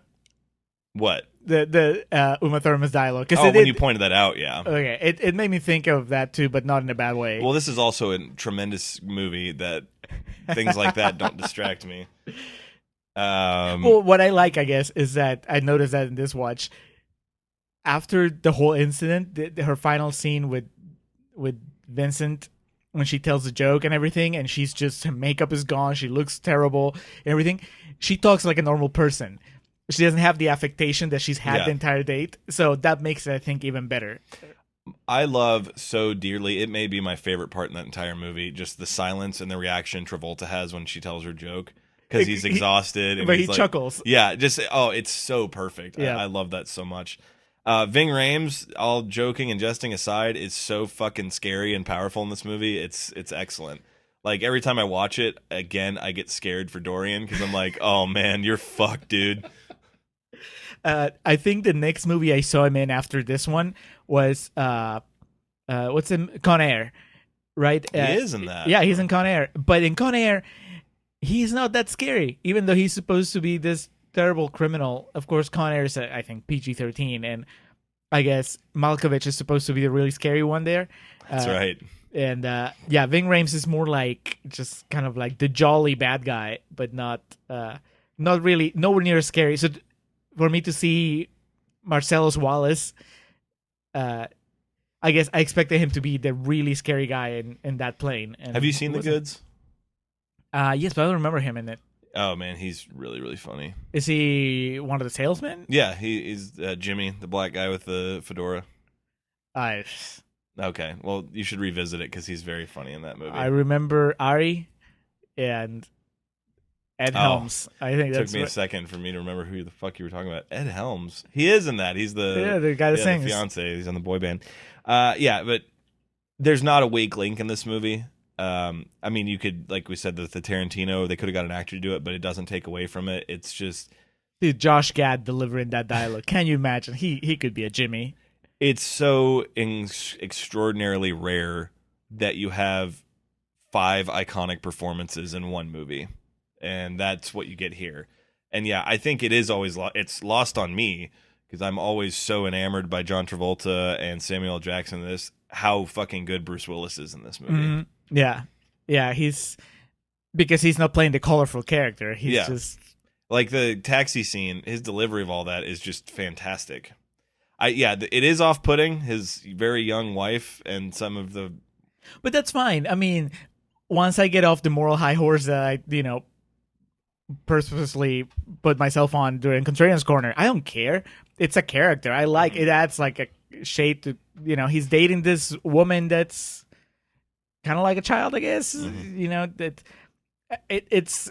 I think it makes him distinctive and makes their interaction interesting. And actually, she is a hell of a performer too, because even with Bruce Willis not being the colorful character in their scenes together, Bruce Willis is the one that's calling attention to everything, and she just gets to react to him. I mean, the Potbelly monologue, I mean, that's one thing, but really when he's confronting her about forgetting to watch, and her reaction. You either did or you didn't. Then I did. Right, Yeah. and then she's like, "Are you sure?" No, and then Yeah. she tears up, and then she's talking to herself, and she's like, "I remember seeing the watch, and I thought I took it." I don't know, it's just so good. But Willis is like kicking things and throwing a TV across the walls. Of course, her performance gets lost there.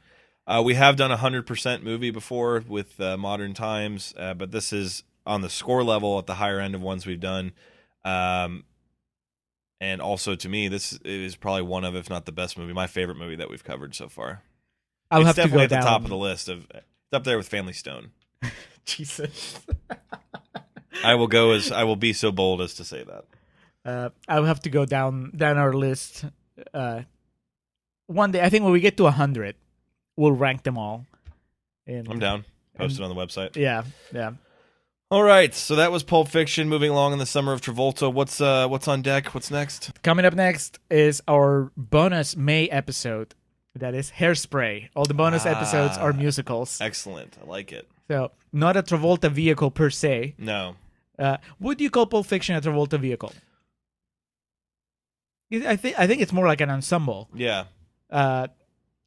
Battlefield Earth was more of a Travolta vehicle, Mm-hmm. even though it really should have been a Barry Pepper vehicle. It should have been. Yeah, I think this just was an ensemble cast that worked to bring John Travolta back to the limelight. Yeah, but Not to say he wasn't like not famous, but you know what I mean, like revered and a respected actor. a respected actor. The respected part is really It's bolded and italicized. yeah. Well, is it him that said, or somebody else? One of those people that had a comeback that said they keep calling it a comeback, but I never went away. They did. Yeah, I've heard that before. It was I don't know like- who said that, but I've heard it from multiple people. I don't know if it's Travolta. I mean, he's being funny because clearly what they mean is Yeah. No, I know. No, Hairspray is not a Travolta vehicle, but it is a very good movie, so I'm excited to watch that. Yeah, and Travolta plays a big part. As a woman. Yeah. That's our bonus episode, and then our next official episode is episode 60, which is a gray area episode, and that is a Travolta vehicle. That is Phenomenon Okay. at 50%. And then That's we'll fine, have too. We yeah, that'll be in June, and then we get to look who's talking to. God, what a time to be alive. All right, so moving along here to plugs. This week, I finished, since we last recorded, I finished the third season of Love on Netflix. So again, I'm just going to badger you to watch that show because it's fantastic. Like I said, I need to get to it before it just becomes too All-encompassing. intimidating. Yeah. And whoever uploaded the entire series of King of the Hill on YouTube, my shout out is to you. That show used to be on Netflix, but their contract expired, and all of it's never been released, like on physical media or anything. And there's no other place to stream it. Someone just uploaded the whole series on YouTube, so We'll see how long it lasts. it's been up for a couple months or a month. So yeah, it's any day now that I'm expecting it to be taken down. But thank you, sir, or ma'am, whoever set that up. I appreciate it. Speaking of shout outs, somebody downloaded every single episode of our podcast Good Lord. to date. So you know who you are. Thank you. Yeah, that was impressive. If you've listened to all of them, I imagine you can see how far we've come. Yeah.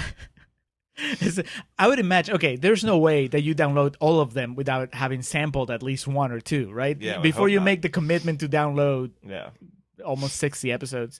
My one plug this time, Alex, is speaking of all encompassing, Infinity War came out a couple of weeks ago.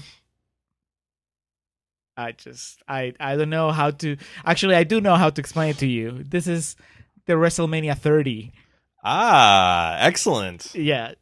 And it's because there's been such a build up to it, and I've seen people complaining that it doesn't stand alone, that it's not a standalone movie, which is the dumbest thing.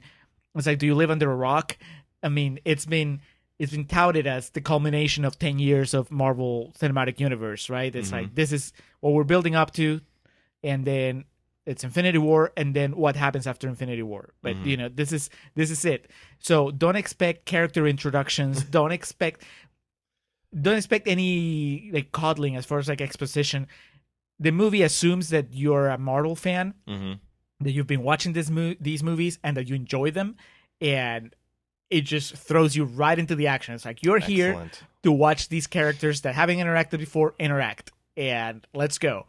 Awesome. So it's amazing, and I wish I could like take you to watch it, but you need to catch up on at least 5 Marvel movies. Yeah, before you can- I'm a ways behind. So. Yeah, I mean, because at first I was thinking, we could just do Civil War and then I'll take you to this and you'll understand the bare bones.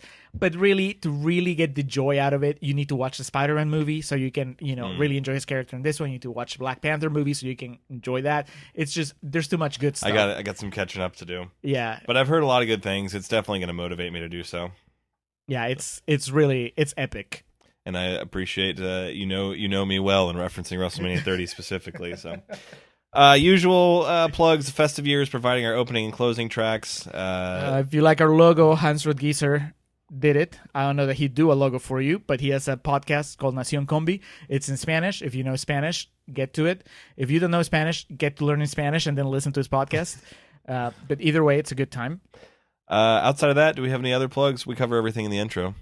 Yeah, I think that's it. I really not like an official announcement, but we're kind of sort of on Stitcher and TuneIn. I got the emails from them saying that we're on them, but I haven't really tested it. So we'll have more on the next episode. Yeah, definitely. Yeah. But that was Pulp Fiction. Julio, thank you for spending Saturday afternoon with me. I'm gonna go take a nap now and then get ready for the evening. But as always, we appreciate you joining us here on the Contrarians, where we're right and you're wrong, and we will catch you next time.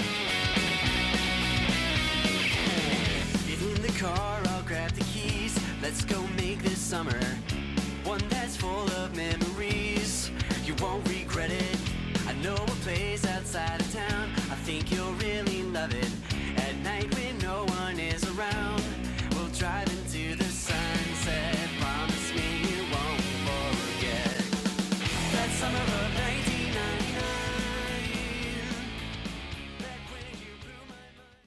Hey guys, do you have a screenplay you need feedback on? Well, you are in luck. I, Julio, the half of the Contrarians that speaks with an accent, I'm doing official screenplay coverage now, and if you're a listener of the show, you'll get a discount. Just email wearethecontrarians@gmail.com and tell us which is your favorite episode of the podcast and why. Turnaround is about 2 weeks, and you'll get detailed notes that are even more thorough than what we do in the show, although it'll also be less funny. For more information, email wearethecontrarians@gmail.com or visit our website, wearethecontrarians.com, and click on the Julio Reads Your Scripts link. Your voice is beautiful.